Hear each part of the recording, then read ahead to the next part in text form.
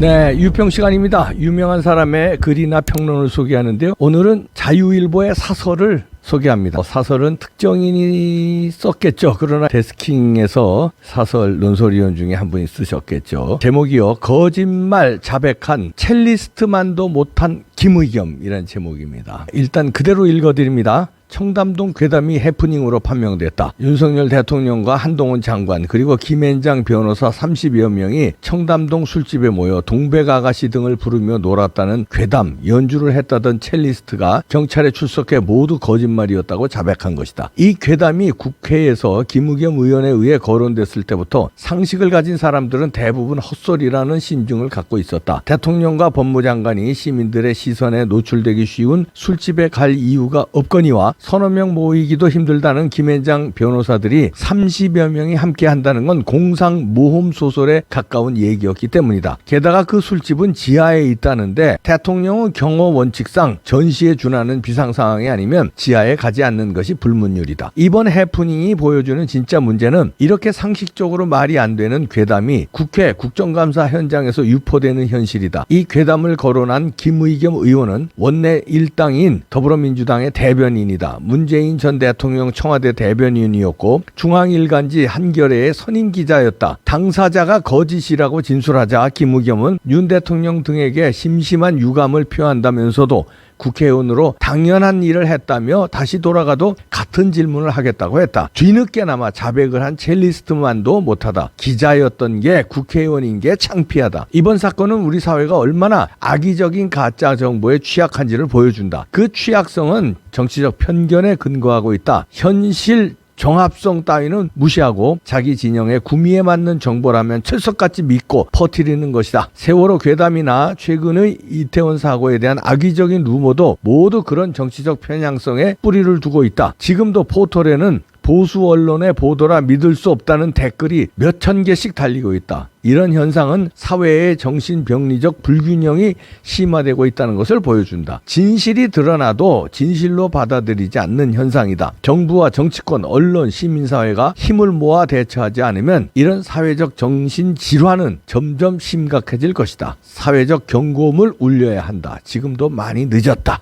자유일보의 사설인데요. 제목이 거짓말 자백한 첼리스트만도 못한 김의겸. 김의겸이 진짜 지대로 망신이네요. 이 첼리스트 정상적인 첼리스트가 아니잖아요. 가짜 첼리스트. 첼로 조금 치면서 룸사롱 같은 술집에서 손님 반주라든가 하는데 이건 무슨 첼로 치긴 치지만 첼리스트 수준은 아니죠. 그럼 진짜 예를 들어서 공연하고 예술의 전당이나 세종문화회관 아니면 단체에서 첼리스트로 활동하는 진짜 첼리스트들이 뭐라고 그러더라고요. 저한테. 첼리스트라고 쓰지 마라. 그건 가짜다. 아니면 자칭 첼리스트 이렇게 써라. 그리고 저한테 막 야단치더라고요. 그런데 그런 사람만도 못한 김의겸. 그리고 서정욱 변호사가 증언하는데 허언증 환자래요. 이 가짜 첼리스트가. 여기 술 먹으러 여러 번 갔대네. 서정욱 변호사가. 일행들. 그러니까 말하자면 거기서 아가씨들이죠. 일행들이 이 얘기를 하는데 이 채아라는 애는 허언증, 헛소리하는 이런 입만 열렸다 하면 구라래요. 그 허언증 환자라서 아무도 걔 말을 믿지도 않는데 그런 허언증 가짜 첼리스트만도 못한 김의겸이다 이런 얘기네요. 왜냐하면 그래도 허언증 환자라도 경찰에 나가서 얘기했어요. 실토했어요. 난 그 거짓말 한 거다. 가짜 첼리스트는 그나마 김의겸보다 나아요. 김의겸은 뭐라고 그래요. 다시 돌아가도 그런 질문을 하겠대잖아요. 한동훈 이름 싹 빼고 대통령 등 관련자들에게 심심한 유감을 표한다. 유감이 이놈의 자식이 이게 어따 대고. 유감이란 뜻도 모르면서 어떻게 기자를 했냐. 그것도 한겨레 신문 선임 기자. 이게 한겨레 신문 수준을 보여주는 건데 이러고서 매를 불고 있는데 자 김의겸의 양력을 한번 해보겠습니다. 김의겸이가 공부를 못해서 뭐 실력이 없어서 이 거짓말을 한 거 아니잖아요. 이 우리나라가 문제라는 거예요. 김의겸이 프로필 보니까 고려대학교 법학 학사예요. 군산제일고등학교 나오고 고려대학교 법대. 좋은 학과 나왔으니까 한겨레 신문 들어갔어요. 한겨레 신문에서 승승장구하다가 선임 기자 되다가 그 다음에 문재인 정부 대변인 했어요. 그러다가 또 국회의원 제일 다수당에 거기 또 대변인이에요. 말하면 성공한 가도를 달려온 사람의 좋은 학교 나와서 성공.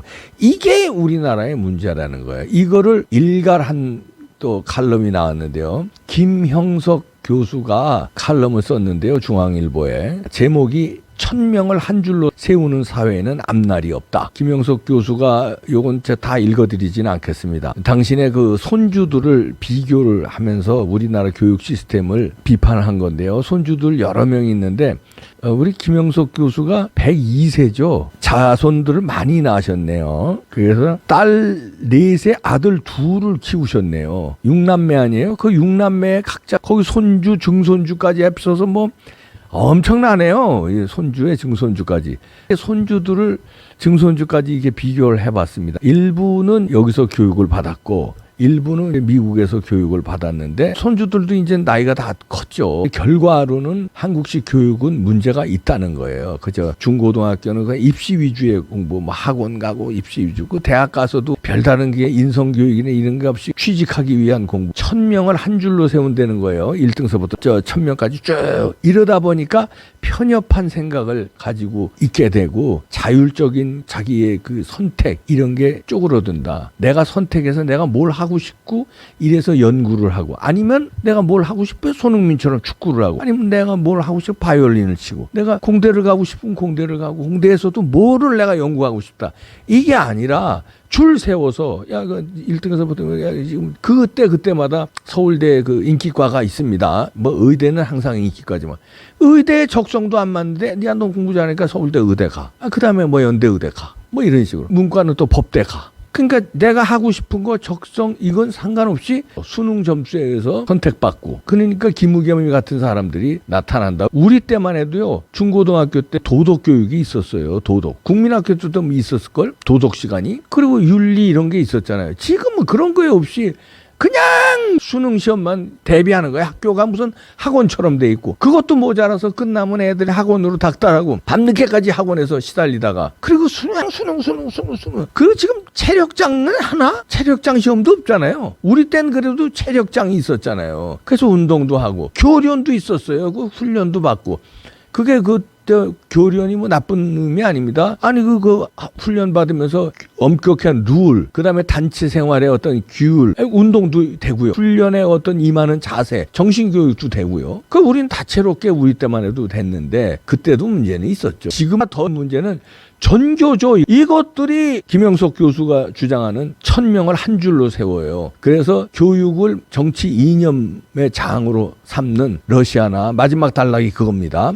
교육을 정치 이념의 수단으로 삼는 러시아, 중국, 북한식 교육을 꿈꾸는 교육자가 있다면 자유민주국가를 병들게 하는 범죄 행위가 된다. 그러면서 새로운 정부가 미래 교육을 위해 창조적인 방향과 정책을 모색해 주기 바란다. 이렇게 마지막 단락을 짓거든요. 그 이거예요. 지금 요거는 김영석 교수는 102세에서 하셔서 인생의 그 참 1세기에서 갈록이 있는 데다가 이만큼 사는데 이봉규처럼 막 날선 공격 안 해요. 점잖게 그러나 깊숙하게 한술 두시는데 문제는 전교조에 있다는 걸 애둘러서 러시아, 중국, 북한식 교육을 꿈꾸는 교육자가 있다면 이거는 이제 전교조, 그다음에 주사파 이런 걸 비판하는 겁니다. 이거는 자유민주국가를 여기 자유를 썼어요. 자유민주국가를 병들게 하는 범죄행위다. 안 된다 정도가 아니라 범죄행위라는 거예요. 이분이 이 정도 글을 쓴 거느냐? 엄청난 비판한 겁니다. 이봉규가 범죄행위다. 너 감옥 가. 이거는 뭐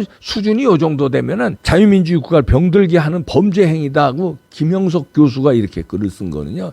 이거는 엄청난 무게가 있는 글입니다. 그러면서 새로운 정부에 대해서 조언을 하네요. 윤석열 정부가 미래 교육을 위해서 창조적인 방향으로 정책을 모색해 주기 바란다. 지금의 교육제도는 김우겸 같은 놈들이 양산할 수밖에 없다는 거예요. 아니 김우겸이 공부 못해요? 지금 순전히 수능 공부만을 위한 중고등학교 교육이잖아. 초등학교는 영어 잘하기, 수학 잘하기 위해서 공부시키고 중고등학교는 수능 잘 보기 위해서 공부시키고 그래서 고대 법대 나왔어 김우겸이. 잘했지? 그래서 신문사에 취직했어. 잘했지? 대통령 대변인 돼서 성공했지? 국회의원까지 됐어요. 대성공했지? 자 그렇게 성공했어. 당신들이 말하는 공부 잘해서 성공했어. 거짓말 잘하고. 그런데 그 인생은 어떻게 됐냐? 존경받을 수 있는 인생이야? 바람직한 인생이에요? 사기꾼 인생에, 범죄 인생에, 국가와 주변을 망치는 인생. 잡범은요, 몇 명 망쳐. 사기꾼이 한두 명 사기치지. 아니면 도둑질하면 그 집만 도둑질한 거 아니에요. 물론 몇 집도. 김우겸이 같은 놈은 전 국가를 병들게 하고 전 국가를 이상하게 만들어 놓은 거 아니에요. 한두 놈이 아니자. 이재명까지 안 갑시다. 이재명 이건 말도 못하는 놈이니까 민주당의 의원들 이재명이가 옳다는 거 아니에요. 이재명이를 감싸 안 되는 거 아니에요. 다 서울대, 연대, 고대 다 이런 사람들이에요. 그 사람들이. 그 직업도 빵빵했던 사람들이에요. 그리고 국회의원 금바지 단 놈들이에요. 민주당 얘기하면 뭐예요? 또 국민의힘에 그거를 집권 여당이라서 견제도 못하고 견제커녕 배신자같이 그렇게 노는 놈들 다 어마어마한 명문 고등학교에 명문 대학에 다 판검사 출신에 아니면 삼성 출신에 다 성공했던 사람이에요. 지금 성공 정점을 향해 가고. 그럼 뭐하냐 이거예요. 그러면 물론 그런 경우에서도 훌륭한 사람이 나오죠. 예외는 뭐 윤석열 대통령이나 한동훈 장관같이 훌륭한 사람들 나오지만 지금의 교육제도에서 한국 사회는 병들고 있다. 가치관이 흔들리고 있다. 이런 얘기입니다. 그냥 수능을 위한 그냥 돈만을 위한 하다 보니까 가짜 첼리스트만도 못한 김우겸이가 설치고 거짓말하고 조작하다가 들통이 났으면 사과를 해야지. 유감? 그것도 한동훈 이름도 안 대고 유감? 그리고 다시 또 그런 일이 벌어져도 또 그렇게 질문한대요. 반성이라고 눈꼽만큼 없잖아. 고대 법대 나왔다니까. 한겨레 선임 기자 했고 대변인 했고 교육제도 다시 한번 성찰할 때가 온 것 같습니다. 김영석 교수님의 칼럼 1000명을 한 줄로 세우는 사회는 앞날이 없다. 무겁게 와닿습니다. 힘이 있네요.